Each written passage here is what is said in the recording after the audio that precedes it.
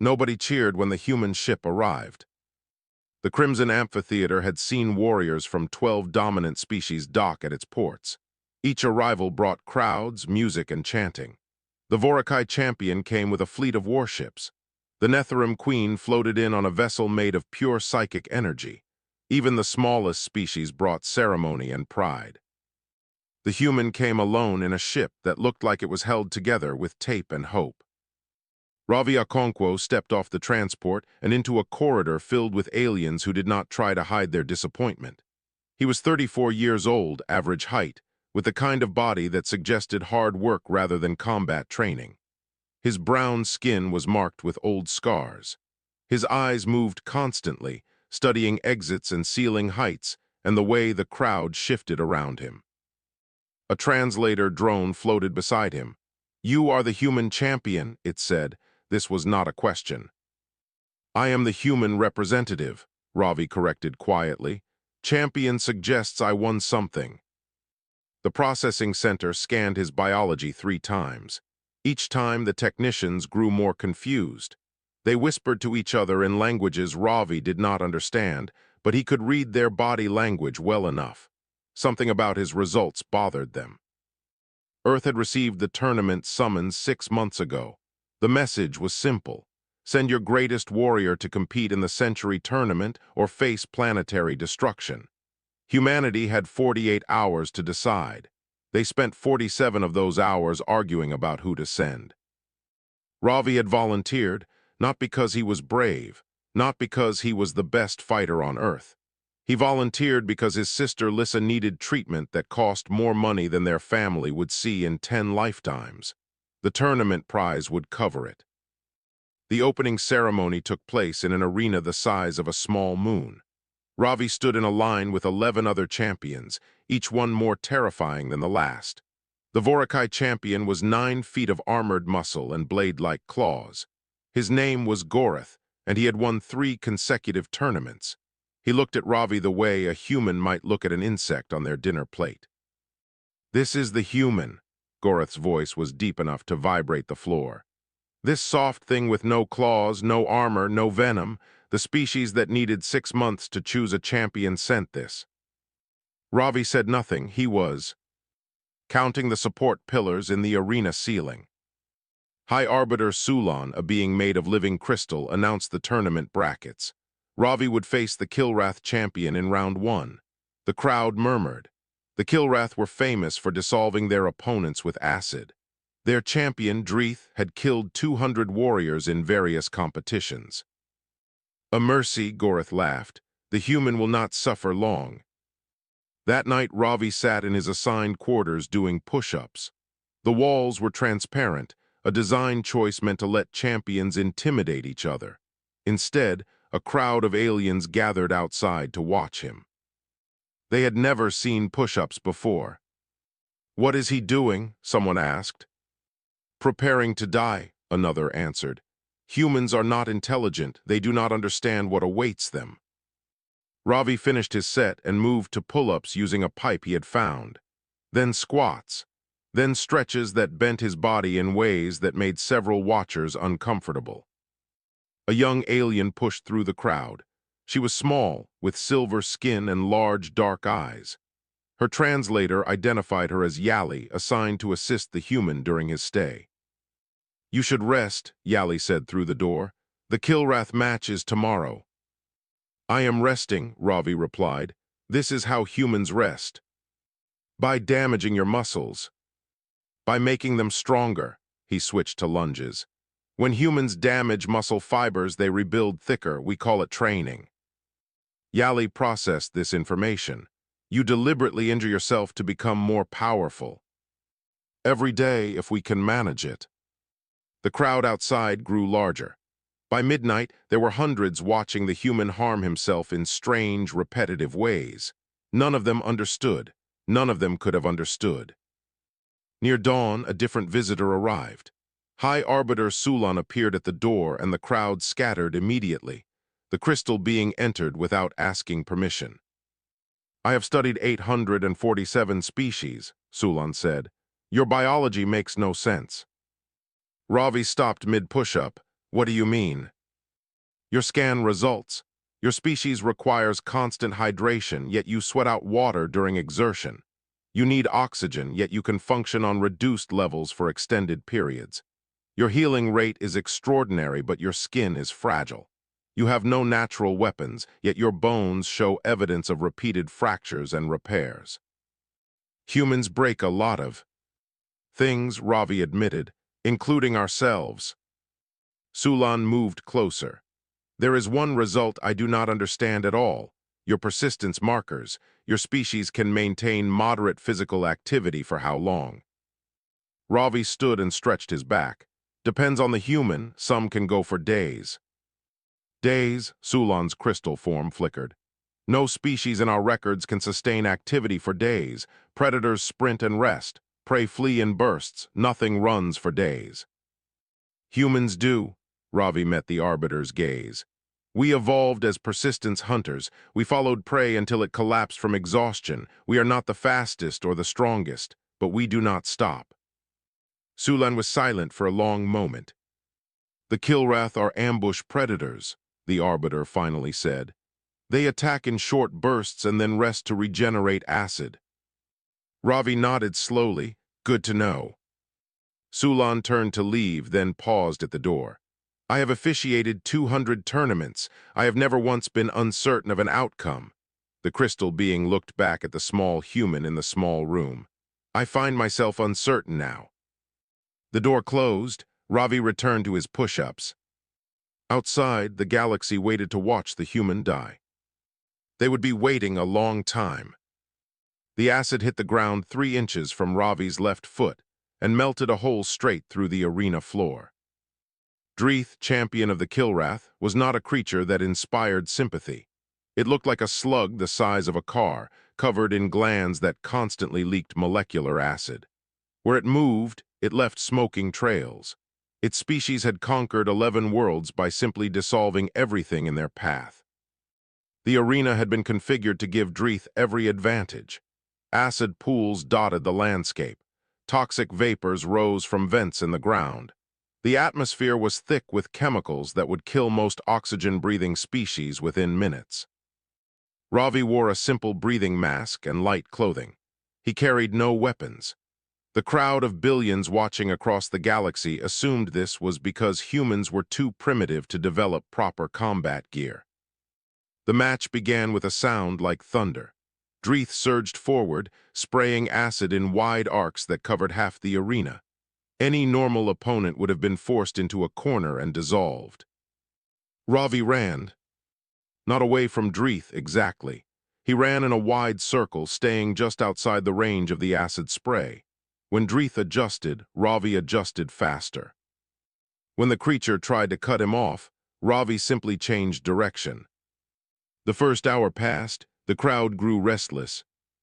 Why does the human not attack? A commentator asked on the broadcast. He has no weapon, but surely he must have some strategy beyond running. Perhaps running is his strategy, another commentator laughed.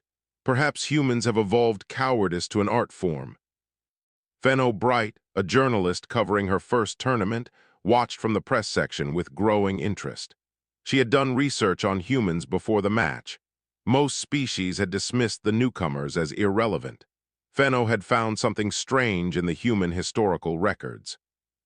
Humans used to hunt by chasing animals until the animals died of exhaustion. They called it persistence hunting. The prey would sprint away, rest, sprint again. The human would never sprint. The human would simply keep coming hour after hour until the prey's heart gave out. The second hour passed. Dreeth's movements were slower now. The Kilrath appears to be tiring, Fenno reported to her viewers.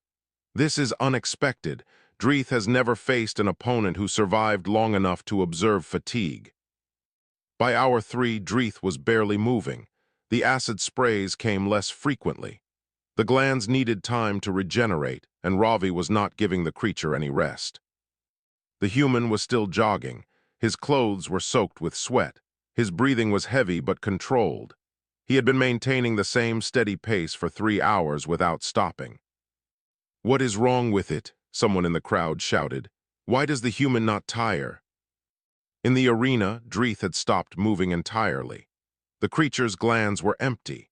Its body, evolved for ambush hunting, had no reserves for extended activity. It lay on the arena floor like a deflated balloon, too exhausted to even produce defensive acid. Ravi approached slowly. The crowd held its breath. Here it was, the killing blow, the moment the human would reveal whatever hidden weapon it had been saving. Ravi sat down next to Dreeth. "Yield," he said quietly. His voice was gentle, almost kind. "Please, I do not want to hurt you." The translator, drone, carried his words across the arena. Billions of viewers heard the human ask his enemy to surrender instead of finishing it. Dreeth's response came as a wet gurgle. "You could kill me. Why do you not kill me?" "Because killing you does not help my planet, proving I can kill." "You does." "I do not understand." "I know." Ravi reached out and touched the Killwrath's side, avoiding the few remaining acid patches. "But you do not have to understand, you just have to yield." Silence stretched across the arena. Then Dreeth spoke the words that had never been spoken in 4,000 years of tournament history. "I yield." The arena erupted into chaos. Yields were not allowed. Yields were not possible. The tournament existed to prove which species was strongest through combat to the death. A yield meant nothing. A yield changed nothing. Except it did. High Arbiter Sulan floated to the center of the arena. The crystal being examined the rules, consulted with other officials, and finally raised a limb for silence. "The rules do not forbid yielding," Sulan announced. "They simply never anticipated it. The match is concluded. The human advances." Ravi helped Dreeth to the medical bay. The Killwrath champion would recover fully within a week. There would be no permanent damage, no death, just a loss that felt like something other than defeat. In the champion's viewing area, Gorath the Unbroken watched the human leave the arena. For 3 tournaments, Gorath had killed every opponent without mercy. It was the Vorakai way. Strength meant destruction. Victory meant death. The human had won without either. "He is weak," Gorath said to himself. "He won through tricks and cowardice." But the words felt hollow. Gorath had seen the human run for 3 hours without stopping. He had seen the careful way Ravi studied the arena before the match. He had seen something in those brown human eyes that he did not have a word for. Not weakness, something else. Gorath turned away from the viewing screen. He had 6 more days before his own first match. 6 days to understand what he had just witnessed. It would not be enough time. In her quarters, Fenno Bright finished her broadcast with a question that would echo across the galaxy for weeks. The human did not fight today. He waited. And somehow that was more terrifying than any weapon could have been. The galaxy must now ask itself a question it has never considered before. What happens when the prey refuses to run? No one had an answer. Not yet. Somewhere in the destroyed city of Manila, a school had collapsed. Ravi remembered the weight of the rubble in his hands. He remembered the smell of dust and blood. He remembered carrying children out one by one, hour after hour, while rescue teams told him to rest and he refused. 96 hours, that was how long he worked without sleep. 17 children saved, 4 found too late. He remembered all of their faces. He would remember them forever. The memory faded, and Ravi found himself back in the arena, staring at the Hollow Queen. She was beautiful in the way that nightmares are beautiful. The Netherrim existed partially outside normal space, their bodies flickering between solid and shadow. The Hollow Queen had ruled her species for 300 years by consuming the minds of anyone who challenged her. "You have interesting memories," she said, her voice echoing from everywhere and nowhere. "So much pain, so much loss, yet you came here willingly." Ravi steadied himself. The Queen's psychic assault had begun the moment the match started. She was already inside his mind, sorting through his thoughts like files in a cabinet. "I came because I had to," he replied. "No," the Queen circled him slowly. "You came because someone you love is dying, a sister, Lissa. You need the prize money to save her." The crowd watching the broadcast shifted uncomfortably. This was not how matches were supposed to go. There should be violence by now. There should be blood. "You know everything about me," Ravi said. "That means you know I will not yield. I know you cannot defeat me. Your persistence trick will not work here. I do not tire. I do not need to chase you. I simply need to break your mind." The queen attacked. Ravi felt her consciousness slam into his like a wave hitting a cliff. She tore through his surface thoughts, looking for weaknesses, looking for the fear that would let her consume him completely. She found the earthquake again, the collapsed school, the children. But this time she saw something else. She saw the choice Ravi made in that moment, the choice to keep digging when his hands were bleeding, the choice to keep walking when his legs wanted to collapse, the choice to save one more child, then one more, then one more. The queen pushed deeper. She found the factory fire in Lagos where Ravi had carried workers out through smoke so thick he could not see. She found the flood in Bangladesh where he had swum for 6 hours pulling people from rooftops. She found memory after memory of a man who ran toward suffering instead of away from it. "Why?" the queen's voice trembled. "There is no evolutionary advantage to this behavior. Your species gains nothing from saving strangers. You gain nothing. Why do you do it?" Ravi opened his eyes. Blood dripped from his nose, a sign of the psychic damage he was enduring. But his voice was steady when he answered. "I do not know, but I cannot stop." The queen staggered backward. For 300 years she had consumed minds. She had tasted fear and anger and hatred and love. She had felt every emotion that sentient beings could produce. She had never felt anything like this. The human mind was not built differently from other species. It had the same fears, the same desires, the same survival instincts. But somewhere in that mind was a switch that other species did not have. A switch that let humans override every instinct, every rational thought, every logical calculation. Humans could choose to suffer, not because suffering helped them, not because they enjoyed it, but because someone else needed them to. "What are you?" the queen whispered. Ravi wiped the blood from his face. "I am human. We are all like this, some more, some less, but all of us have this inside us, the ability to keep going when everything says we should stop." The queen searched his mind one more time. She looked for deception, for hidden weakness, for some trick that would explain what she was seeing. She found only truth. "I yield." The arena fell silent for the 3rd time in tournament history. Another opponent had surrendered to the human. Another warrior had faced Ravi Okonkwo and chosen not to continue. High Arbiter Sulon declared the match concluded. As the queen left the arena, she stopped beside Fenno Bright in the press section. "You want to know why I yielded?" the queen said. Fenno nodded, recorder ready. "I did not lose. I recognized something." The queen looked back at Ravi, who was being treated by medical staff for his psychic injuries. "That human is not a warrior. He is something older, something that existed before combat and weapons and conquest." "What is he?" The queen considered the question for a long moment. "He is what survives.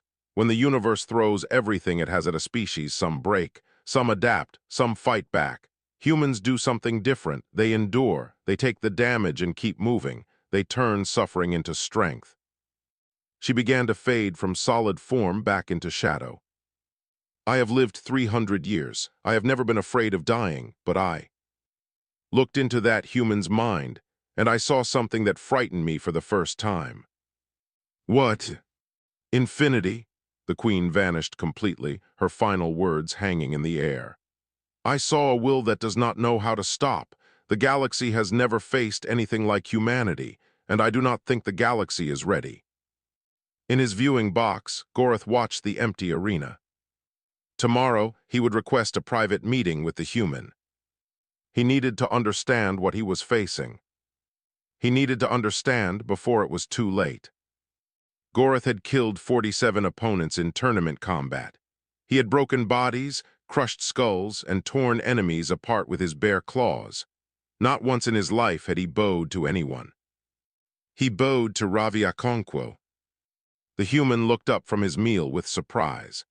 The tournament provided champions with their species-appropriate food, and Ravi had been eating rice and vegetables when the 9-foot Vorakai warrior entered his quarters and performed a gesture of deep respect. "I do not understand you," Gorath said, straightening to his full height. "I have watched your matches, I have studied your tactics, I have consulted with warriors and scholars and priests. None of them can explain what you are doing." Ravi set down his fork. "What do you want to know? Why do you spare them?" The question hung in the air between two beings who could not have been more different. Gorath was evolved for killing. Every part of his body was a weapon. Ravi was soft, small, fragile. By every measure, the Vorakai should have dismissed the human as beneath notice. But Gorath had seen things in the arena that he could not forget. "Killing them does not help my planet," Ravi said simply. "Proving I can kill them does. If I destroy every opponent, the galaxy learns that humans are dangerous. If I defeat every opponent without killing them, the galaxy learns something else." "What?" "That humans can choose. That we are dangerous not because we have to be, but because we decide to be. And that we can decide not to be." Gorath processed this slowly. The Vorakai had no concept of restrained violence.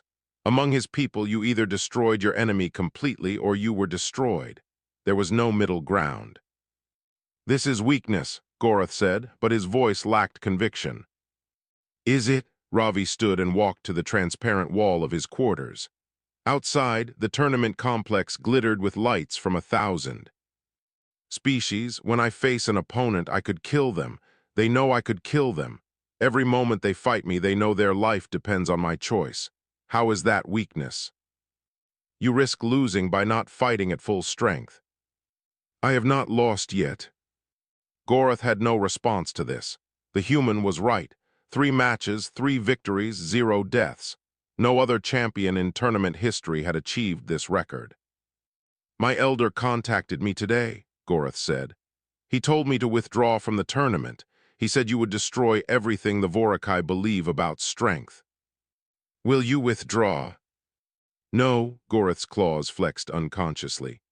"I am the greatest warrior my species has ever produced. I have trained my entire life for combat. I will not run from a creature half my size with no claws and no armor." Ravi smiled slightly. "Good, then I will see you in the final." The semifinals came 2 days later. Ravi's opponent was Stahl, champion of the Durrani Imperium. Stahl was not alive in any traditional sense. It was a collection of interlocking blade segments that moved together like a swarm of knives. It had no brain to tire, no muscles to exhaust, no psychology to exploit. For the first time, Ravi was forced to truly fight. The match lasted 9 hours. Ravi discovered early that Stahl's blade segments could be bent if struck at the joints, but getting close enough to strike meant risking being cut apart. He developed a pattern of darting in, landing a blow, and retreating before the blades could catch him. By hour 3, Ravi's arms were covered in cuts. By hour 5, his left arm was badly wounded and hanging at an awkward angle. By hour 7, he was leaving bloody footprints on the arena floor. But he did not stop. Stahl had never faced an opponent who would not die. The blade creature's strategy was simple: cut the enemy until the enemy stopped moving. This should have worked against the human. Ravi was bleeding from dozens of wounds. Any other being would have collapsed. Ravi kept coming. In hour 8, something changed. Stahl's movements became erratic. The blade segments were overheating from constant motion. They were designed for quick kills, not extended combat. In hour 9, Ravi saw his opening. He lunged forward, ignoring the blades that sliced his shoulder, and struck Stahl's central segment with all his remaining strength. The core cracked. Stahl collapsed into a pile of twitching metal. Not dead but unable to continue fighting, the match was over. Ravi stood over his fallen opponent, swaying with exhaustion and blood loss. The crowd waited for him to finish Stahl permanently. Even those who had watched his previous mercies expected this to be different. This opponent had nearly killed him. Ravi dropped to his knees beside Stahl's central segment. "Medical team," he called out, his voice hoarse. "This warrior needs repair." The arena fell silent. Gorath watched from his viewing box. He had won his own semi-final match an hour earlier by killing his opponent instantly. The contrast between his victory and Ravi's was not lost on him. The human was dying from his wounds, yet his first thought was for his enemy's survival. That night Gorath could not sleep. He sat in darkness and thought about what strength really meant. He thought about the 47 beings he had killed. He thought about whether any of them would have yielded if he had asked. He thought about a small human with no claws and no armor who had taught the galaxy something it did not know it needed to learn. The final was tomorrow. Gorath was not sure he wanted to win anymore. He was not sure what winning even meant. For the first time in 4,000 years, the championship arena was silent before a match began. Every species with faster-than-light communication was watching. Estimates suggested that over 3 trillion beings had tuned in to witness the final between the Vorakai champion and the human who refused to kill. Betting markets had crashed trying to set odds. Neither outcome seemed possible. Ravi stood in the center of the arena. His wounds from the Stahl fight had been treated, but he still moved with visible pain. Bandages covered his left arm and shoulder. Medical staff had advised him to withdraw. He had refused. On the opposite side of the arena, Gorath waited. The Vorakai champion had spent the night in ritual preparation. He had painted his armor with symbols of his ancestors. He had said prayers to the gods of battle. But the prayers felt hollow. High Arbiter Sulan floated between them. "Champions, the rules are simple. The match continues until one combatant yields or is unable to continue. There are no weapons restrictions, no time limits, no boundaries." Sulan paused. "In 4 millennia of this tournament, no championship match has ended in a yield. I suspect that record will be broken today. I do not know which of you will break it." The crystal being withdrew to the observation platform. The match began. What happened next shocked everyone watching. Ravi attacked first. The human who had spent 5 matches waiting and enduring suddenly exploded into motion. He sprinted directly at Gorath, ducked under the Vorakai's massive arms, and landed 3 quick strikes to the joints where armor plates connected. The blows did almost no damage, but that was not the point.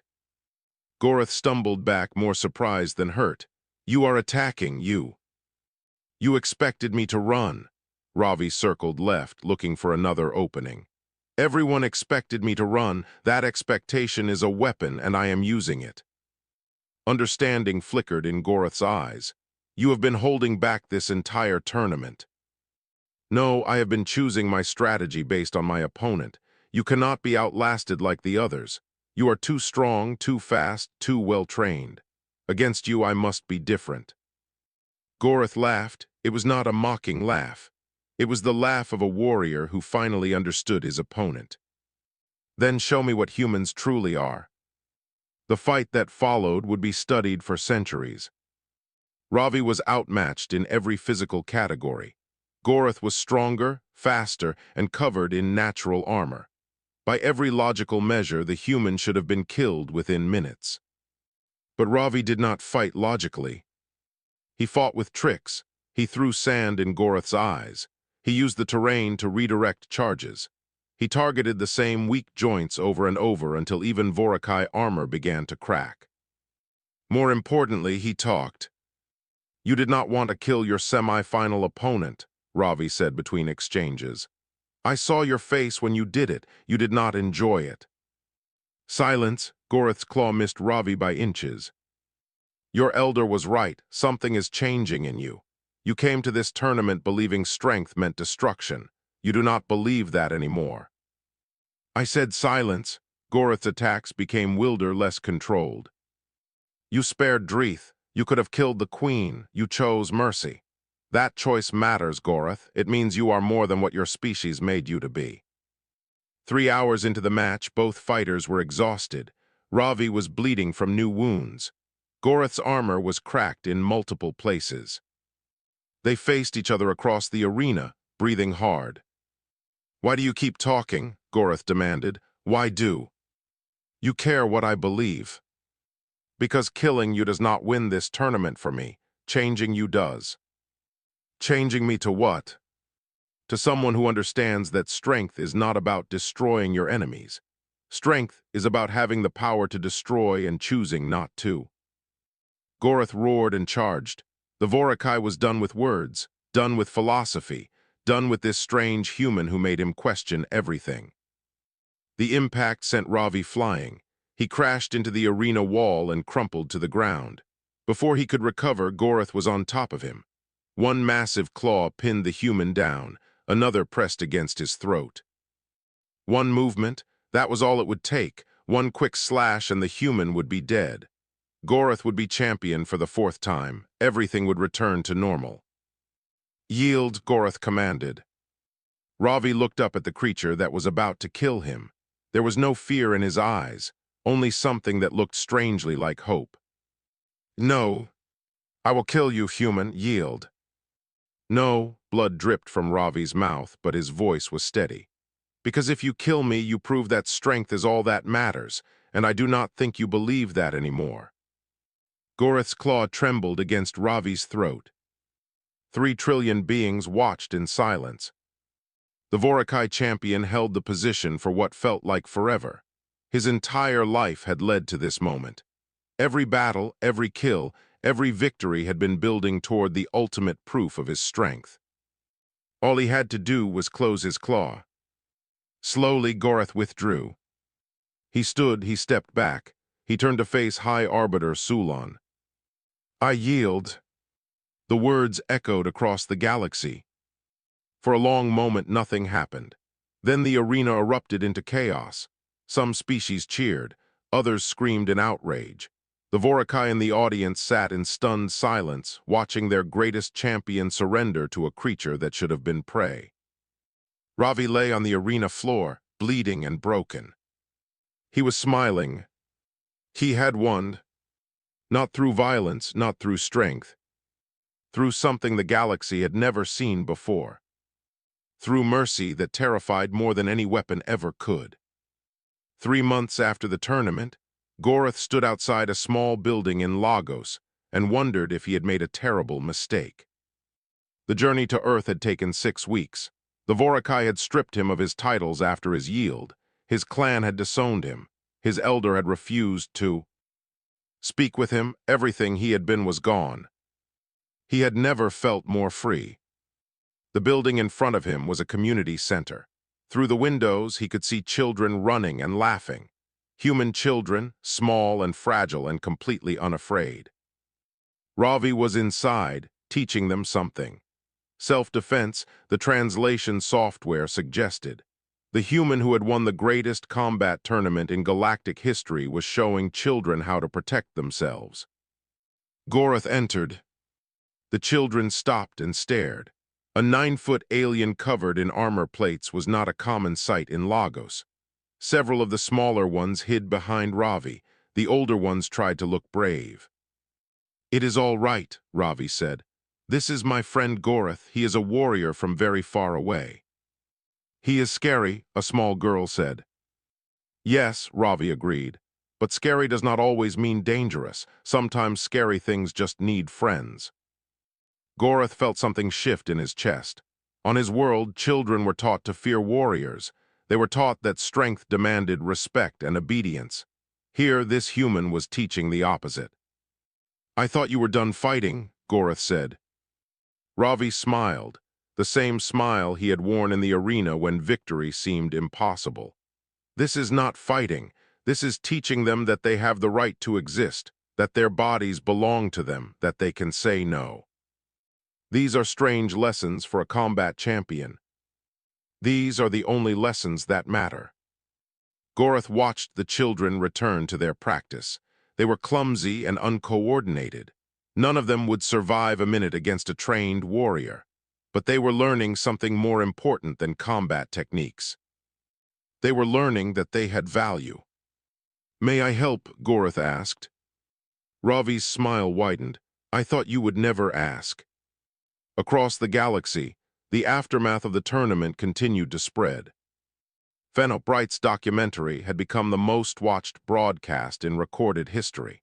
3 trillion beings had seen a human spare his enemies. 3 trillion beings had watched the greatest Vorakai warrior choose mercy over murder. The galactic dominion was in chaos. 12 species were reconsidering their military doctrines.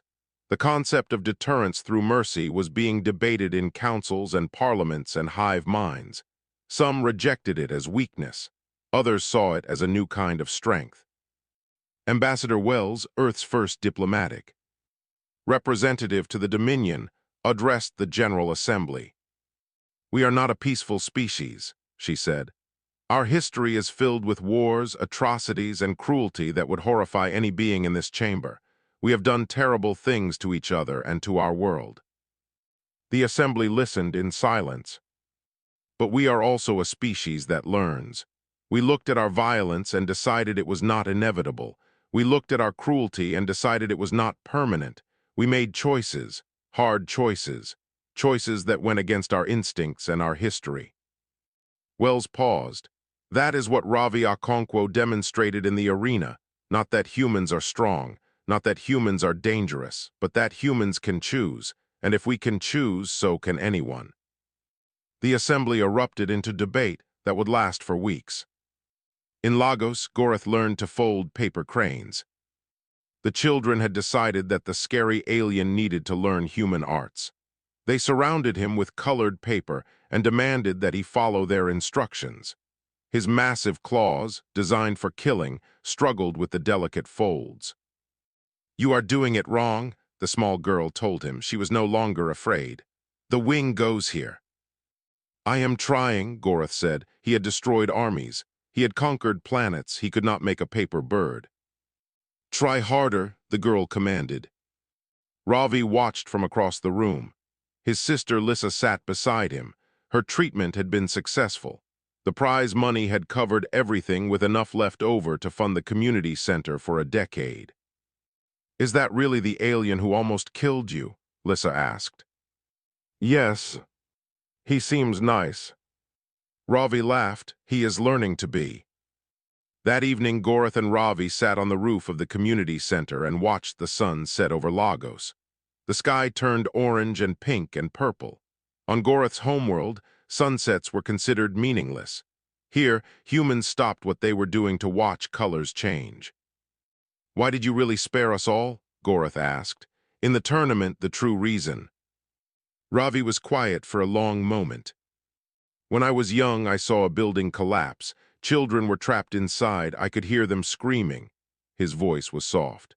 I spent 4 days pulling them out. Some lived, some did not. After that, I could not stop helping. It was like a switch had been turned on inside me. That does not answer my question. It does, Ravi turned to face the Vorakai. I spare my enemies. Because I know what it feels like to lose someone. I know what death costs. Every being I fight has someone who loves them, someone who would collapse if they died. I cannot add to that pain, not if I have a choice. Gorath thought about the 47 warriors he had killed. He thought about their families, their friends, their worlds that would never see them again. I have caused much pain, he said quietly. Yes, but you have also stopped causing it. That matters. Does it erase what I did before? No, nothing erases the past, but the future is not written yet. You can choose what you add to it. The sun finished setting. Stars began to appear. The galaxy's greatest warriors faced humans, Gorath said slowly. None lived. That was the title of your tournament story. Yes, it is accurate. None of us lived through that tournament as we were. The beings who entered died. What came out was different. Ravi nodded. Better, I hope. Different, Gorath repeated. Whether better remains to be seen. Below them, the community center glowed with light. Children were still inside, playing and learning and growing. They would never know how close their world had come to destruction. They would only know that a strange alien with scary claws had learned to make paper cranes. That was enough. That was everything. The galaxy had sent its greatest warriors to destroy humanity. Instead, humanity had taught them to fold paper. And somehow, that was the most terrifying thing of all.